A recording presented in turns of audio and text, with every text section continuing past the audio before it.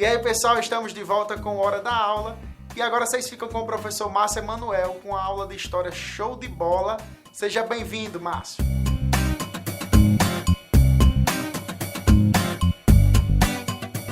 É isso aí, Thiago. Obrigadão pela participação no programa, obrigadão pelo convite. E galerinha, vamos hoje falar sobre Guerra Fria. É isso, na realidade é um dos temas que, historicamente falando, bastante cobrado, não somente em avaliação do Enem, mas em outros vestibulares por aí afora. E aí a gente tem que construir algumas coisas interessantes para poder averiguar, descobrir, conhecer sobre esse período importante, né, da história, né, contemporânea do mundo ocidental, que a gente nomeia como Guerra Fria. Importante, às vezes, também a gente construir alguns contextos, né, anteriores à Guerra Fria. A gente tem que entender a Guerra Fria sempre como um contexto histórico que começa fruto do pós-Segunda Guerra Mundial, né, fruto de uma divisão de poder bipolarizada no mundo entre duas grandes potências, duas grandes nações, Estados Unidos, né, e União Soviética.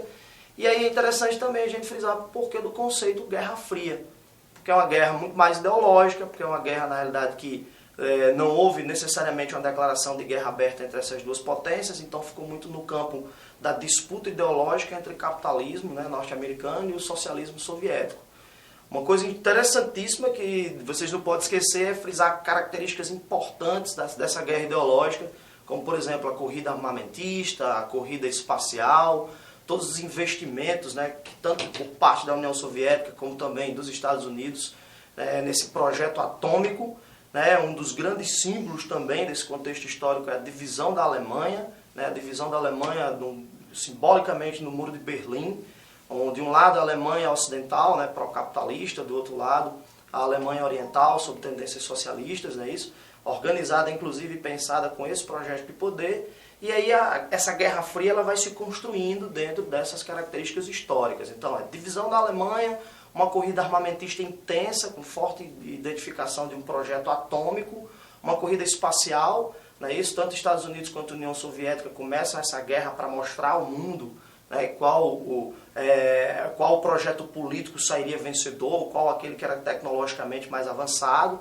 Portanto, frisar, né, isso de que nessa guerra espacial os soviéticos decolam, né, lançando o primeiro foguete fora da órbita terrestre, né, isso, o primeiro ser humano também, o cosmonauta Yuri Gagarin, dá uma volta na órbita da Terra, né, isso, e aí de repente a NASA e o projeto americano, que pensava estar mais atrás, começa a idealizar o que a gente chama das missões Apollo.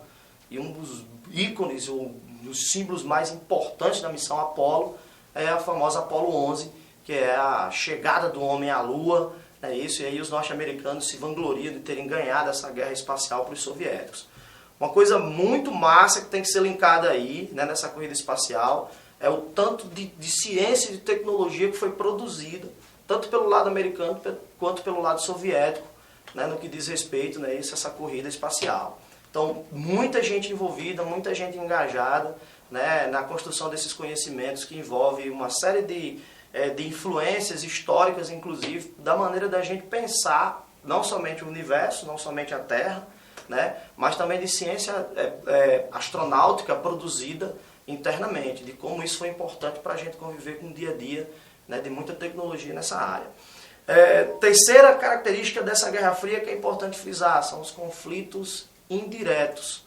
E aí a gente tem Guerra da Coreia, Guerra do Vietnã, a própria Revolução Chinesa pode ser linkada também aí, né, isso como um conflito indireto que colocou a China praticamente em uma guerra civil, com forças capitalistas e forças socialistas disputando o poder. O projeto de Mao Tse-tung, né, isso é vencedor e a China se transforma também num país icônico, né, para o socialismo. Né, isso.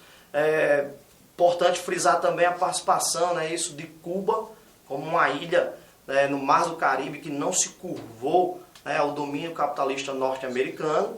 Né, isso, e essa Revolução Nacionalista Cubana, né, que expulsa esse domínio norte-americano, depois se alinha ao projeto socialista soviético e altera o panorama histórico por completo, né, desse mundo ocidental. Então a gente tem bipolarização ideológica que dura digamos, de 1945 no pós-guerra. Se a gente pegar a construção do Muro de Berlim em 47, essa coisa toda vai atravessando décadas até 1989 com a queda do Muro de Berlim e 1991 com o fim da União Soviética, o que muita gente também pensou, obviamente, no fim desse socialismo real.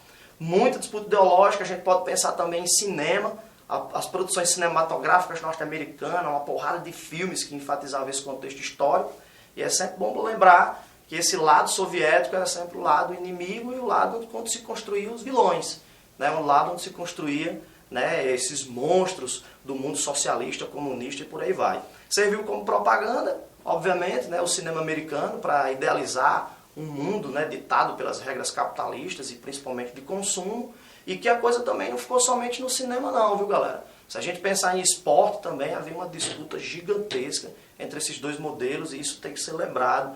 Para você, galerinha, que está se preparando para o Enem, é importante frisar, não esqueça de relacionar a Guerra Fria a esporte, a cultura, a cinema. Ela não é só política e só guerra indireta, não. Tem tudo a ver com essas outras áreas do conhecimento que a gente está discutindo aqui. E então, 1989, queda do Muro de Berlim, 1991, fim da União Soviética, e a gente tem a reconstrução de um panorama histórico diferente, no que a gente pode dizer praticamente de uma vitória do capitalismo. Mas sabe o que é mais interessante? É que em muitas partes desse mundo ocidental de hoje, a gente vê meio que feridas deixadas, né, isso por essa Guerra Fria, e a remontagem, mais uma vez, dessa disputa ideológica envolvendo esses projetos capitalistas e os projetos socialistas de se pensar, né, isso o mundo. Particularmente falando, fazendo uma relação com o Brasil, essa coisa toda tem ganhado a tônica, né, nessa discussão do que seria, né, um posicionamento político de direita, o que seria um posicionamento político de esquerda. Muita gente fala, né, isso e confunde às vezes essas ideias, esses conceitos, de achar que todo mundo que pensa ou que tem um pensamento político de esquerda necessariamente está defendendo socialismo e comunismo. Então eu considero isso como um resquício, como uma permanência histórica interessante e que para a gente compreender esse mundo do presente que se organiza, seja nos Estados Unidos, na Rússia, na beligerância da China, por exemplo, e no protagonismo de outros países nesse mundo ocidental, é importante beber dessa fonte chamada Guerra Fria, compreender esse mundo pós-Segunda Guerra Mundial e tudo que foi construído por ele lá, para que a gente possa conseguir, analisando do presente, né, isso, uma série de circunstâncias históricas que possam fazer a gente compreender o passado. Galerinha, uma última dica importante ainda sobre Guerra Fria, dá uma sacada, dá uma análise nas charges e nos cartazes de propaganda que foram produzidos nesse período.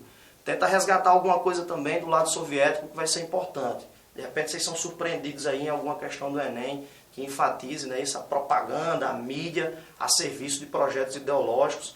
E essa é uma dica super importante, eu quero que vocês fiquem aí linkados e ligados nisso. Valeu? Por hoje é só, foi um prazer imenso estar com vocês, né? Isso, agradecer mais uma vez a Tiagão pelo convite, certo? E é isso, galera, vamos estudar pro Enem, vai dar tudo certo. Valeu!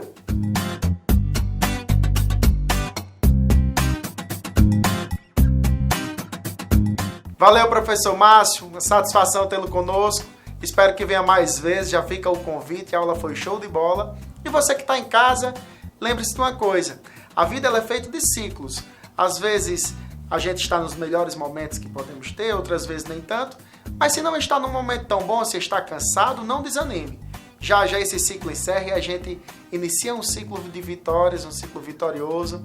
E aí a vida segue em frente. Então até o próximo sábado, próximo Enem com Café, nós nos encontramos de novo aqui. Até lá, um grande abraço a todos.